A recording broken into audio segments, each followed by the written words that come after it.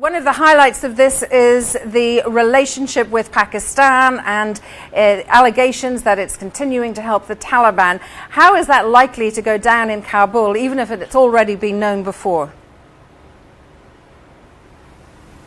Well, you know, that's the very interesting situation here right now. We went to speak with the president's spokesperson, Wahid Omar, and I can tell you that he was unsurprised. He said that in a press conference that this is nothing new. They've sifted through a few of these documents, and they have a very long way to go. But he said that the two main factors that have come out is what the Afghan government and President Karzai himself has been saying for the last several years. One, civilian casualties, and how that is a factor that is making the Afghan people lose their trust in the coalition forces. And two, that's the Pakistani intelligence, the ISI's involvement in the affairs here in Afghanistan, particularly in terrorism, the terrorism that are inside the borders in Afghanistan. They have said for several years now it comes from outside the border in Pakistan. And in fact, we spoke to Wahid Omar today, asking him even on assassination attempts in these reports stating that the ISI was behind it, and he seemed to have already known. Let's listen to what he had to say.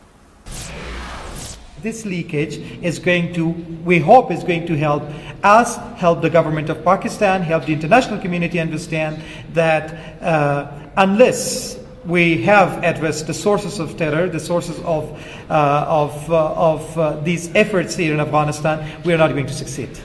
But this is the ISI, the Pakistani intelligence, wanting the president of Afghanistan dead. What kind of reaction is coming from President Karzai himself? The president has not studied the report as it is. We'll have to give the president time, and I think the president is going to react to it personally very soon. Omar himself said that the initial reaction was today, that as they sift through the documents, go one by one, they might have a future reaction. But for the most part, out of all the governments that have been reacting on this, it seems that the Afghan government is the most optimistic, because now they feel these are the Americans on the ground. These are their reports. They are now saying the same thing that the Afghan government has said for several years now, and they're hoping that maybe people in Washington, people throughout the world will finally listen.